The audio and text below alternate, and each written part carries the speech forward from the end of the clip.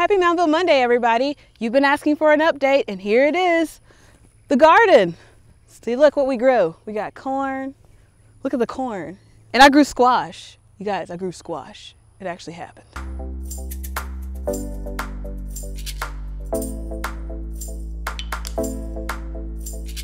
Hey everyone, I'm here with one of my favorite people, Miss Rosa Hall, and she's been helping us out in the garden. Hey Rosa, what is this contraption that you built here? We are in Moundville Archaeological Park, and there is archaeology everywhere here. You don't see it actively, but it's still here underground.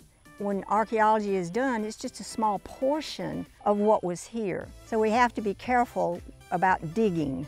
And in a garden, you need to dig to plant. So that's why the garden where the corn is, it's a mound of dirt that's been built up for the last several years. And the shape of it has been built up, and then we can plant in there. Now, if those plants happen to grow through that and into the ground, that's okay, because archaeologists 50 years from now, 100 years from now, can tell that this is a root of something was there. So I wanted to grow some vines, and I needed something for them to grow up. And so Matt Gage at Office of Archaeological Research told me I couldn't dig up here.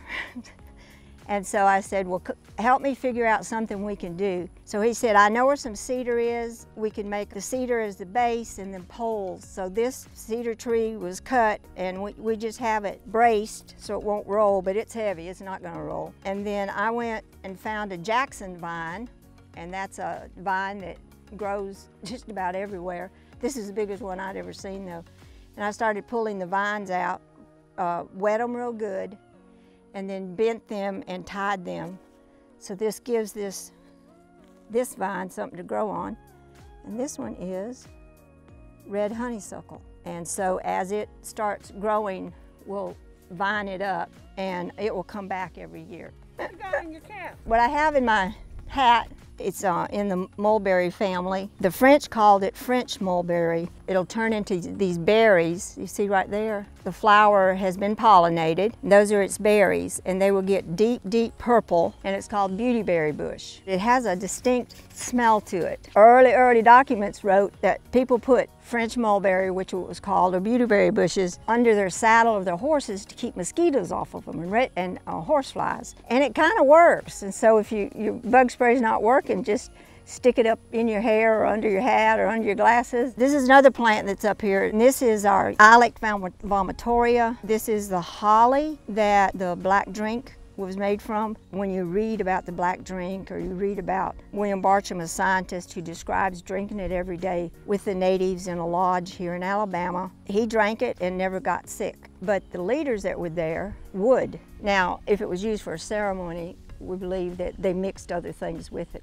But the basis of it was this Ilex vomitoria. So another plant that's up here is this tall, skinny one. This is a sumac. I hope it matures this fall and has its berries on it, but this is a very young one. When it gets mature, it will grow kind of like a tree, and then it has these real pretty berries on the end of them. They are edible, they're very, very tart, kind of like lemonade. And so some people call it Indian lemonade. This plant is a passion flower or maypop, depending on where you grew up. I grew up and it's maypop.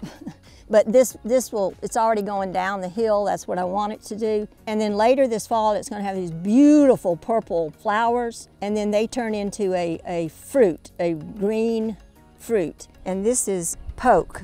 And so it's poke berries, and they'll be burgundy, purpley, dark color. Birds love them. Poke is one of the plants that as soon as it comes up in the spring, it's edible. You may ask why we're doing hay. Number one, it holds in some moisture, but also it keeps weeds down. So, welcome back to the garden, everybody.